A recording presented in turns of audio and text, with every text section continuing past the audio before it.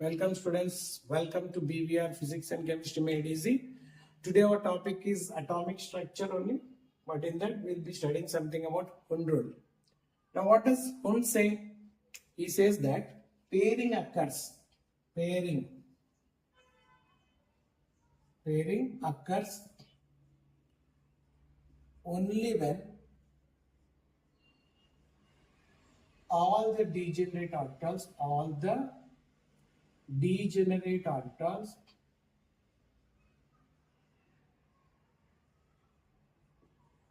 are completely filled with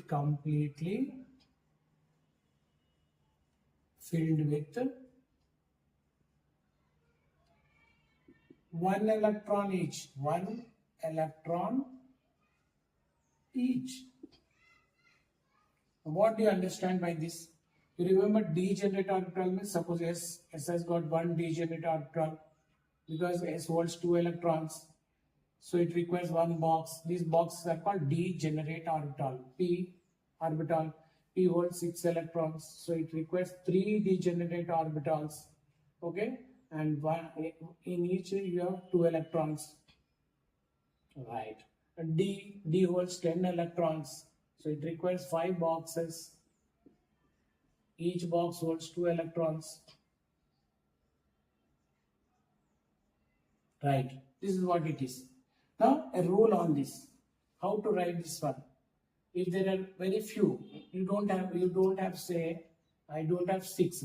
If you have 4, how to write? If you have say 3, how to write? If you have say 5, how to write? If there are only 2 electrons, how to write? What about having 6 electrons, how to write? So this is what the magic is.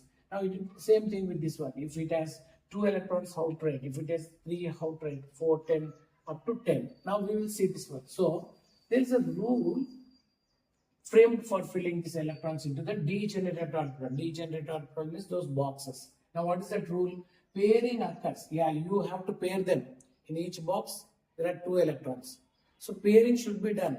Okay, done. But what happens? There is a condition is telling. Pairing occurs. No doubt pairing has to occur. But there is a condition is what? When.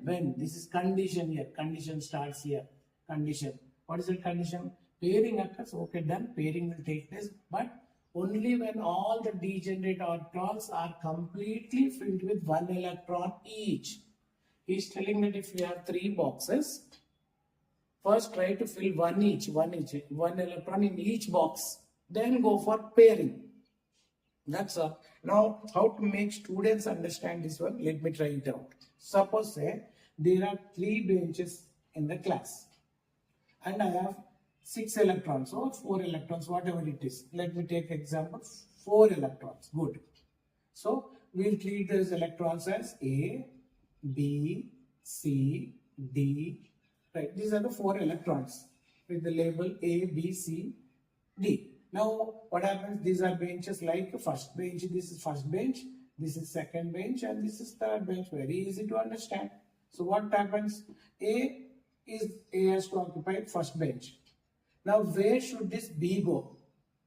B is not supposed to go away here. That's all. Actually speaking, when we give places to the students in the class, we don't do this type of magic. First, suppose each bench, 3 students are supposed to sit. Then what happens? We'll make them stand in line. 3, 3, 3, we'll be dividing them and we'll be asking them to go and occupy this first bench, second bench, third bench. Now, the same example, I'm using the same, but the thing is what I want to explain on rule. So, what am I doing? First one, A sat here. So, automatically B has to sit beside A. But according to on rule, he is saying that this placement is wrong. That's all. Now, what to do then? You have to tell them, isn't it, what they are supposed to do. So, you look at this one. Pairing occurs. Yeah. First you should not pair. Because pairing occurs, there is a condition called as when all the degenerate orbitals. What do you mean by degenerate orbital? Here, table, benches, 1, 2, 3. So, these 3 we will consider it as degenerate orbitals. So, what is it saying? Now, first pairing will occur late. No doubt that in each bench 2 will sit. Because I am speaking of degenerate orbital. Why I selected only 2? Because degenerate orbital. One box, one degenerate orbital will hold 2 electrons. But B should not sit here. Because you have 3, isn't it 3? So I can take the example of what? Actually, I am speaking about p orbital only. Indirectly, I am speaking about p orbital. Now, p can hold how many? 6, but how many it has? 4. So, A, you can treat this as A, B, C, D. Again, A, B, C, and D here. Okay. So, A is occupying here, A. So, B is not supposed to come here. That's what it means. B is not supposed to go and sit beside A. No, no. B has to go and occupy the next bench. So, B has to come here. Why? Because he is saying no. You can pair, but all the benches should be completely filled with one each. Completely filled with one electron each. You are taking this as electrons. This A, B, C, D. Therefore, B has to sit in second bench. Where should C sit? C has to sit in third bench. Right? C has to sit in third bench. I am speaking of p orbital indirectly at the same time. Now what happens? Now D has got an option. Now it can go and occupy either A, B or C bench. Why? Because these three are one each in the bench. Yes, when all the degenerate orbitals are completely filled with one electron each, pairing can take place. So now D has to go and sit beside A. So same way, A, B, C, one each you filled, one or each orbital you filled with A, B, C. Now D has to go and sit here. What did I do now? Tell me. I'll remove D once again. Pairing occurs only when all the degenerate orbitals are completely filled with one electron each. So I took 3 degenerate orbitals, I filled one each, then I am going for pairing. So D has to come and occupy this place. Right, very good. Now we'll take the example. I'll take one example. Now I'll explain you according to chemistry. Now this is all logically we have understood. Now I'll explain you with a chemistry example. Best example to explain Hund rule is oxygen. Oxygen atomic number is 8. Electronic configuration is 1s2, 2s2 and 2p4.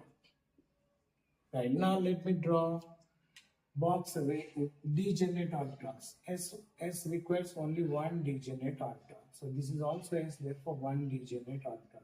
P, 3 degenerate orbitals. So this is called Px, Py and this is Pz, or else your magnetic orientation number -1, 0, +1. Now how many electrons are here? 2. Therefore, we can call them as first electron and second electron. How many electrons are here? Next to 2. So, they are called as third and fourth.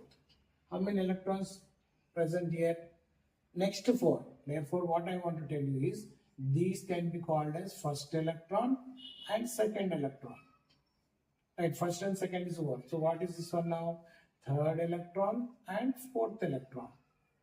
Very good, finished. Then how many are present here? 4. Therefore, it is 5th electron, 6th electron, 7th electron and 8th electron. Right. Now what shall I do? See, first and second electrons, if you want to really learn it easy way, these are the 2 electrons and you have a box over here. The same thing I am explaining you here. So you can say that these are 2 electrons, isn't it? So first and second. So you have to come like this to learn it easy and write in the exam.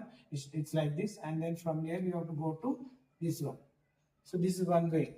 So once again I'll tell you easy way. So 1s2. So let us draw a box over here. Because this was 2 electrons, so you require one degenerate orbital. Now here how many electrons are there? 2. First electron and second electron. Now you have to follow the same thing for all. So I am just giving you an example how to write this one and how to understand this one. One example. So you have here 1s2 is the first configuration, electronic configuration 1s2. That means what? You have first and second electrons here. So I am telling you, first electron enter into s orbital of k shell. You remember this one? N is equal to 1, n is equal to and 2, k and l. So once again, first and second electron enters into s orbital of k shell. That should be the line. First and second electron enters into s orbital of k shell. Then what happens here? Third and fourth electrons enter into s orbital of L shell. This is L, n is equal to 2. right? Once again, third and fourth electron just come down, enter into, that's all, s orbital of L shell. Now coming to your how many? Fifth, sixth, seventh, eighth. So fifth electron enters into px orbital of L shell. This is same. N is equal to 2. Sixth electron enters into py orbital of L shell. Seventh electron enters into pz orbital of L shell. And since it is all, each one is filled with one electron each, now eighth one enters into p orbital or px orbital of L shell. Now I will show you how, right? First and second electron enters into s orbital of k shell. That means here first one and here is the second one. Finish. Next is what? Third and fourth electrons. These two, third and fourth electron, come down. I told you now, come to the next orbital. Enters into s orbital of what is n is equal to 2 L shell. L shell. So this is third one and this is fourth one. Now interesting is here. Since too many are here, too many boxes, because P holds 6 electrons, you have 3 degenerate electrons, so one by one you have to write down. Fifth electron come down like this, enters into P. Sixth also P, seventh also P. Therefore, we have split that P into 3. Px, Py, Pz. Start. Fifth electron, so it's fifth electron, enters into Py orbital, sorry, Px orbital of what is it now? Here it is 2. This is 2, right? So fifth electron enters into px orbital of L shell. Sixth electron enters into py orbital of L shell. N is equal to 2. Seventh electron enters into pz orbital of again L shell. L shell only one shell it is. L only here. Okay. Finish. Now each degenerate orbital is filled with one electron each. So you can go for pairing. That's what the condition is. Now let me give that eighth electron. Eighth electron enters into px orbital of L shell. Hence, pairing occurs only when all the degenerate orbitals are completely filled with one electron each. Hund. So you can say Gund. You can remember it nicely, easily. Hund. Then it is Gund. That is oxygen. Once again, oxygen atomic number is 8. 1s2, 2s2, 2p4. You find the first two electrons here. So first two electrons, first electron and second electron come down, enters into s orbital of k shell. Third and fourth electrons come down, enter into s orbital of L shell. Fifth electron enters into P. P means it is split into 3. Therefore come down. Fifth electron enters into px orbital of L shell. Sixth electron enters into py orbital of L shell. Seventh electron enters into pz orbital of L shell.